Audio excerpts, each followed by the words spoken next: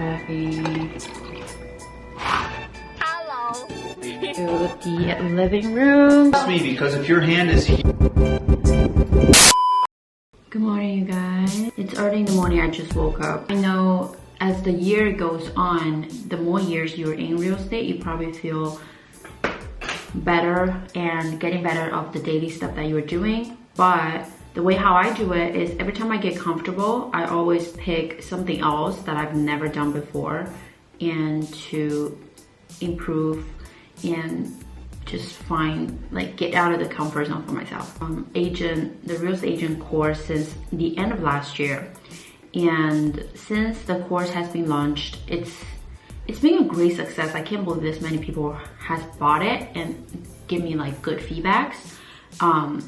My goal is really, like, I wanted to do this coaching thing eventually to kind of put in one of my priorities, but I can't really do that right now because I'm still actively selling real estate and I want to get more experience. I am done with my makeup. We are going to the living room.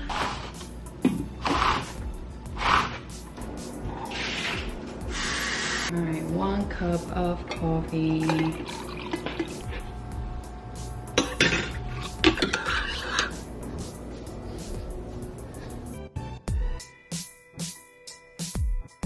That I have done.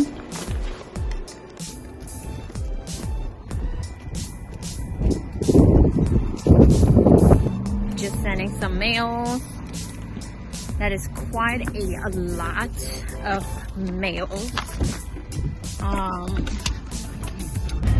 So before, I just drop off some mail and then I'm heading to Chipotle, and before I go to Chipotle, I'm gonna make a quick stop. I'm gonna see my assistant. You guys have seen Jay in my video before. He helped me so much making my course. He just had a baby, so I'm here and giving him a little gift and congrats him. Oh, there he is. Hello.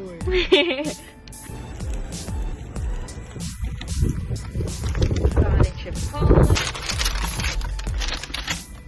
Alright, now heading home. You do it this way. Oh, then they can see my hand not touching it.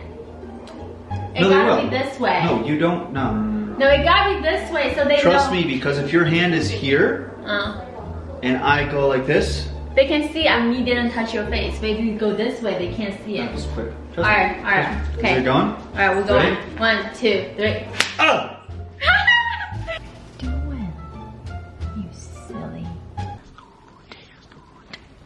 Hi guys, welcome back. So at the end of the video, I wanted to talk about 6 things that I realized wish I would know when I was a new real estate agent, and let's get into it. The first thing I will say is do not overthink about doing stuff. A lot of time we get so overwhelmed because you're new, you want to try everything, you watch a YouTube video, you see other YouTube gurus are doing this or they're doing that, you want to try everything, so you get yourself overwhelmed or overthink. My rule of thumb is to just put in action and then learn as you go.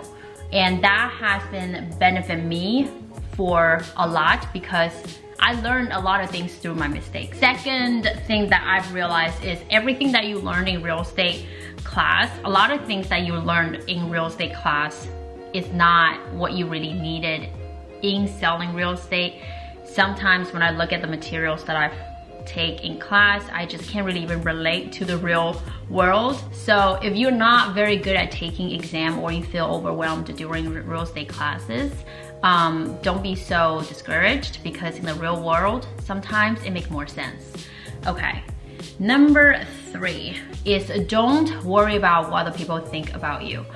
There are many times where I find myself getting misunderstood by people or getting judged by people that are not thinking the way that they do. You will get blamed by your seller, your buyer, your potential prospect for something that you did that they think that you did wrong, but you didn't.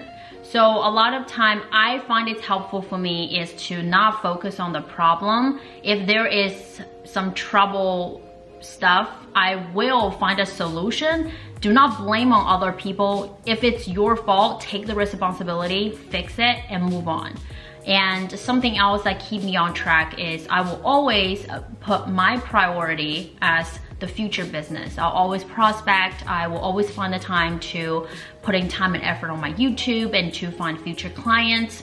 I will put 100% on my current deal, but if there are problems, I'll fix it and find a solution and move on.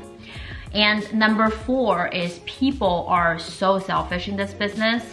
You will find that out, especially at closing table, when sometimes I will have a situation where, you know, the seller and buyer are fighting just over a couple $100s, you know. But the thing is, at closing, you never want to trust people with your finances. You want to look over the document. If it's wrong, as an agent, you need to help your seller figure out what are those charges for. You have to explain to them like why there is a charge there. If this charge doesn't have a reason, then you need to bring that to the entitlement company's attention and try to fix it for your seller, because that's your job.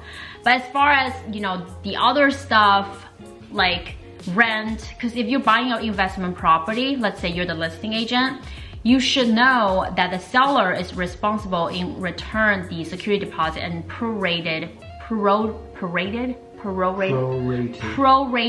rent to give back to the buyer if they are purchasing an investment property. So all these, it's best if you have it writing down in an email or write an addendum. The best way to fix this issue is probably just have the entitlement company take it out from the seller's proceed in order, you know, not to have any problem at closing.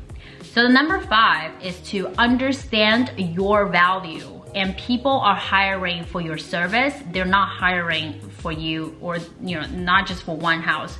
Understand this, you're in the business, you're selling yourself. You're essentially selling your service, what you can provide to your client. You're not just selling about a single property. I don't like how sometimes agents on social media will just talk about a listing that they're selling. I mean, it is their job to promote it, but as an agent, I think it's more important that you understand the market, you understand how to help your seller sell the house for the best value that you can, and give them some tips in order, like I find if I'm the agent, I will post tips like for other people to read for my audience. Like I'm not just an agent for that one particular house. Like I'm an agent to sell, and you're buying me essentially for my service. And do not let people discount you for your service. When you're new, it's hard because you don't have enough experience, you don't have enough knowledge to educate your client. Therefore, it might become kind of challenge for you to charge the full % commission. That's where I think it's super important for you to find a mentor or get a course where it has all the script laying out for you. It has a listing presentation in a template. So when you go on the listing presentation, you know exactly what question to ask. You know exactly what you should say on the phone to handle objections. So this is really important, but do not let people discount you. And last but not least is treat the way to people that you want to be treated. Often in real estate, there are good sellers, bad sellers. There are sellers who understand you. There are sellers who doesn't understand you. And I think it's easiest if you just treat everybody the same way, because it's really easy to get, I don't know if that's the right word, to get manipulated by sellers sometimes, because there are sellers will be more difficult. What I used to do is if they're difficult, I treat them a lot better and I kind of do the way that they wanted things to be done. But after a few years, I just realized that, you know, just treat everybody the same way, professional, so that way if there's no headache, you know exactly what to do. There's no emotional attached, so you don't get upset, because there will be a lot of things that's gonna upset you. So I hope you guys enjoy all those tips, and if you're watching till this far, make sure you comment fortune cookie down below. And I have a private Facebook group where I post daily stats and answer questions from new agents. If you want additional support, I'd love to have you be part of there. And also subscribe to the channel. Thank you for watching, and I'll see you guys in the next one. Bye.